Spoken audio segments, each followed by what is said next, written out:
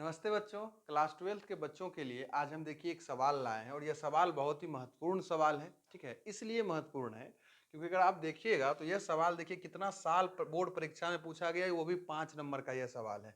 देखिए 2011 में पूछा गया, 14 में पूछा गया, 16 में पूछा गया, 18 में पूछा गया और 2022 में पूछा गया। अगर इस सवाल को आप देखिएगा तो हमारे एनसीईआरटी बुक का उदाहरण 37 में ये सवाल आपको मिल जाएगा। तो बहुत महत्वपूर्ण सवाल है, बहुत आराम से, बहुत अस्थिर से जो है इस सवाल को हम समझने का प्रयास करेंगे। ठीक है, सवाल में कुछ यूं दिया रहता है, कभी कभी सिर्फ इतना दे देगा और बोलेगा मान ज्ञात कीजिए, कभी कभी सिर्फ ये भाग दे देगा। ठीक है, फिर बोलता है मान ज्ञात कीजिए और कभी कभी इतना बराबर इतना देकर बोलता है सिद्ध कीजिए। तो कोई भी फॉर्मेट रहेगा, सवाल एक ही रहेगा। ठीक है, इस तरह से ये सवाल दिखता है। तो इस सवाल को हम समझने का प्रयास करेंगे। तो इस सवाल को अगर समझिएगा तो जो निश्चित समाकलन का गुणधर्म आप पढ़े थे उसमें से यहाँ 2-3 गुणधर्म का आपको जरूरत पड़ जाएगा। तो बस हम क्या कर रहे हैं, आपको यहाँ पे रिकॉल करवा देते हैं। एक गुणधर्म हम पढ़े थे जो एनसीईआरटी बुक में P0 के नाम से दिया गया है। वहाँ क्या बताया गया था कि हम समाकलन के चर को परिवर्तित कर सकते हैं, यानी कि जो चर है x को t में और t को x में क्या कर सकते हैं, चेंज कर सकते हैं। ये गुणधर्म आप पढ़े होंगे। एक गुणधर्म ये वाला पढ़े थे कि अगर 0 से a रहेगा तो हम इस तरह का कुछ कॉन्सेप्ट लगा सकते हैं उस समाकलन में। और ये गुणधर्म हम पढ़े थे। तो भाई इतना बराबर इतना कब लिख सकते हैं, जब fx जो है 2a माइनस x करने पे fx आ जाए। 2a माइनस x का क्या मतलब हुआ, जो अपर लिमिट होगा उसको वहां पे रखकर चेक किया करते हैं। ठीक है, सम विषम वाला जो फलन होता था वो वाला कॉन्सेप्ट है। ठीक है, यानी कि अगर सम फलन होगा, अगर fx एक सम फलन होगा तो हम ये काम कर सकते हैं। सम फलन का मतलब क्या है, ये चीज 2a माइनस एक्स बराबर fx। तो अभी हम सवाल में यूज करेंगे तो हम आपको समझाने का प्रयास करेंगे। ठीक है, तो ये 3 गुणधर्म जो है आपको इस सवाल में काम देने वाला है। तो जो मेरा सवाल था, ठीक है, इस पार्ट को हम क्या किए, आई मान लिए। और जब इसको आई मान लीजिएगा तो इसका नाम हम 1 रख देंगे। अब चौथा गुणधर्म यूज करेंगे P4, क्योंकि 0 से a वाला यहाँ पे कॉन्सेप्ट आ रहा है। तो आप क्या कीजिएगा, बकायदा उस चीज को लिखिएगा, उस गुणधर्म को। ठीक है, हम डायरेक्ट कर देते हैं। तो लॉग यहां लिखिएगा साइन π/2 माइनस एक्स। ठीक है, आप वो गुणधर्म चाहे तो यहाँ लिख सकते हैं। हम फिलहाल P4 से लिख देते हैं। ये चीज कहाँ से चेंज कर रहे हैं, तो P4 से चेंज कर रहे हैं। तो अगर आप इसको देखिएगा, अगर आप इस पार्ट को देखिएगा तो हम क्या पाते हैं कि 10 से ही पढ़ते आ रही है, क्या हो जाएगा, कोसेक्स हो जाएगा। ये क्या हो जाएगा बउआ, कोसेक्स हो जाएगा। और इसका नाम आप 2 रख लीजिए, इसका नाम क्या कीजिए, 2 रख लीजिए। और इसके बाद हम क्या करेंगे, 1 और 2 को जोड़ देंगे, सिंपल। तो इस पार्ट को अगर हम देखेंगे तो 2i हो जाएगा, बोलिएगा हाँ सर। और इस पार्ट को अगर देखिएगा तो ये हो जाएगा log sine x plus log cosec x. आप बोलिएगा हाँ सर। अब अगर थोड़ा सा बात समझे, जो कि हम यहीं आपको समझा देते हैं, तो हम क्या देखेंगे कि क्या इसे हम log m plus log n वाला कॉन्सेप्ट लगा दें। log m plus log n बराबर क्या होता है, log m गुने n होता है। बोलिए हाँ कि ना। तो उस कॉन्सेप्ट से क्या इसे हम लिख सकते हैं, log sin x गुने cos x। बोलिए जल्दी हाँ कि ना। ठीक है, ये कॉन्सेप्ट अगर हम यहाँ पे अप्लाई करेंगे तो ये कुछ ऐसा दिखने लगेगा। आप बोलिएगा हाँ सर। अब अगर ध्यान से आप समझें, अब अगर ध्यान से समझें तो क्या हम यहाँ पे अपने मन से 2 लगा दें, जैसे ही 2 लगाइएगा ये क्या हो जाएगा, साइन 2x का फॉर्मूला हो जाएगा। तो चूंकि ये 2 अपने मन से लगाए हैं तो नीचे भी 2 लगा दीजिए। आप बोलिएगा हाँ सर। तो ये कैसा दिखने लगेगा, ये दिखने लगेगा π/2 0 लॉग ऊपर वाला भाग क्या हो जाएगा, साइन 2x/2। ठीक बात। अब इसी चीज को हम आगे बढ़ा लेते हैं।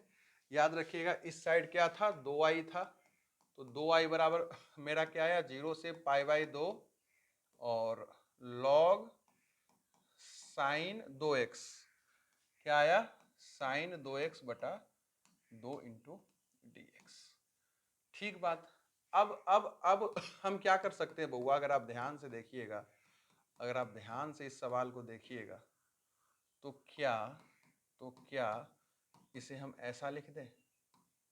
आप बोलिएगा सर लिख दीजिए।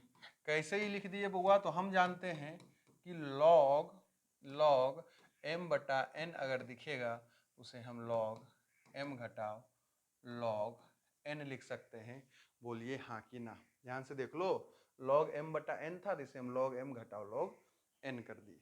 अब अगर हम सवाल पे आए और इसे थोड़ा सा कहानी को आगे बढ़ाएं, ठीक है, थोड़ा सा कहानी को आगे बढ़ाएं तो इसको अलग अलग कर सकते हैं क्या? तो हाँ सर कर दीजिए।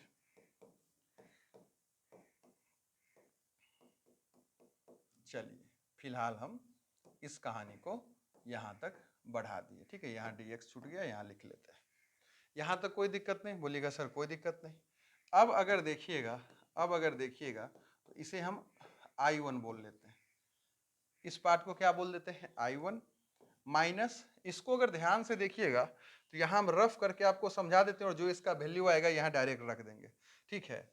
तो अगर हम देखें पहले तो x गलती से यहाँ दिख रहा है, इसे हटा दो, ठीक है, और तो कुछ गलती नहीं है।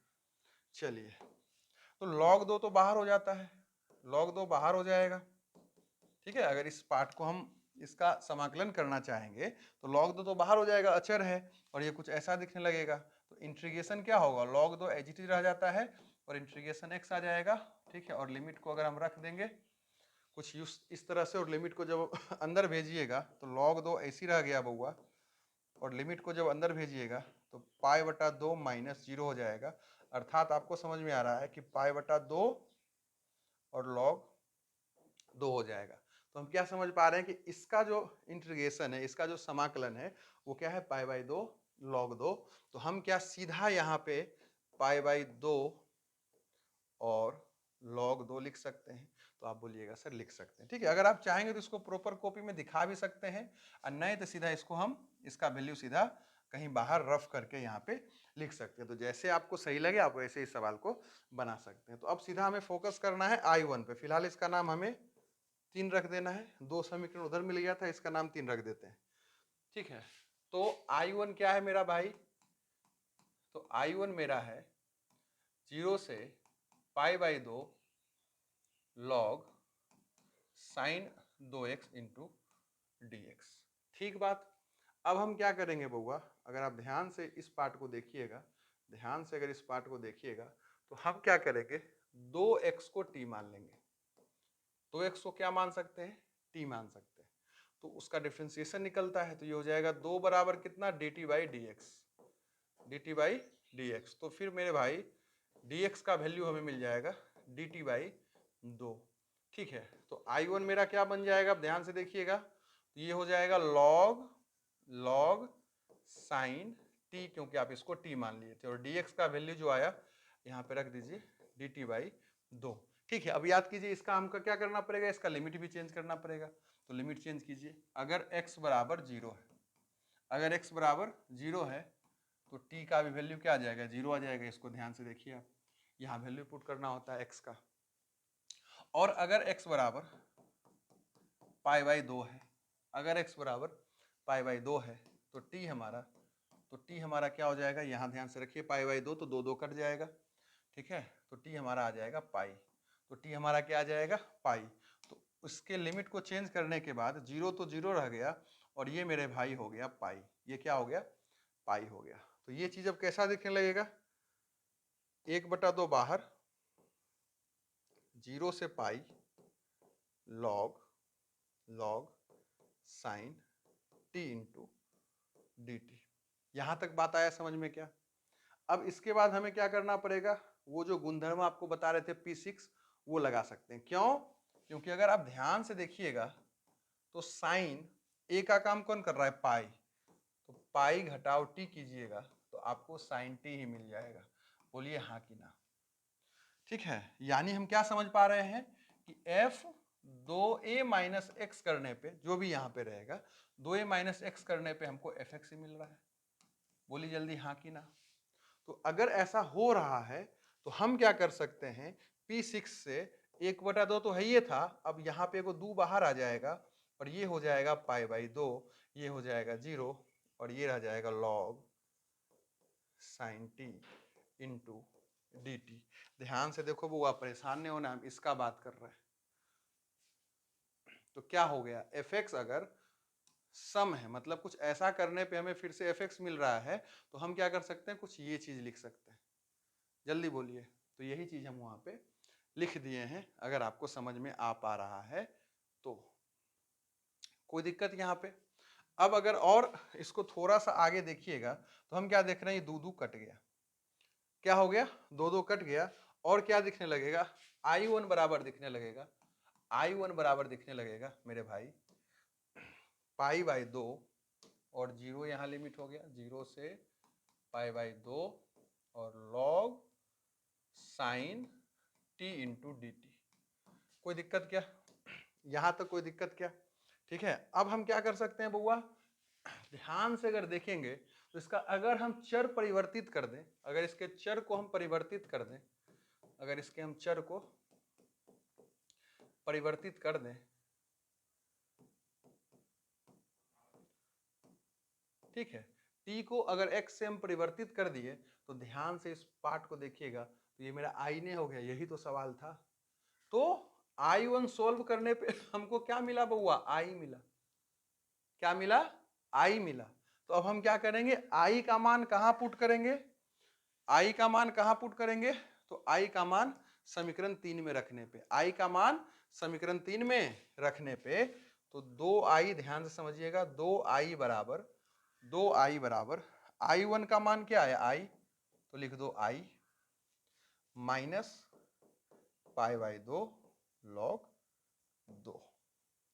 तो ये i प्लस में इधर आके माइनस, तो ये i हो जाएगा बराबर माइनस π/2 log 2। तो इस तरह से जो है मेरा ये सवाल बन सकता है। ठीक है, इस सवाल को आप क्या कीजिए, देखिए यही सवाल था ना, आ गया कि नहीं आ गया। और इतना बराबर ये लाने के लिए वो कह रहा था, ये पूरा सवाल भी कभी कभी आपको दिख जाएगा, तो इतना बराबर ये लाने के लिए कह रहा था, तो वो तो शुरू में आ गया था ना, वो तो यहीं आ गया था इतना बराबर इतना तो शुरू में आ गया था, तो कहीं कोई दिक्कत की बात नहीं है। और फिर फाइनल वो जो लाने के लिए कह रहा था, वो देखिए यहाँ पे हम आपको ला दिए। तो इस सवाल को आप 1 बार 2 बार 3 बार 4 बार 5 बार जितना बार बनाना है बनाइए, समझिए बहुत इंपॉर्टेंट सवाल है ये, आपके पेपर में सवाल दिख सकता है, ठीक है, बोर्ड एग्जाम में, और वो भी 5 नंबर का सवाल है। और कहीं आपको परेशानी होता है तो इस वीडियो को 1 बार 2 बार 3 बार इस वीडियो को बार बार देखिए, ठीक है। तो इस सवाल हमें लगता है आपको समझ में आया होगा। बहुत बहुत धन्यवाद।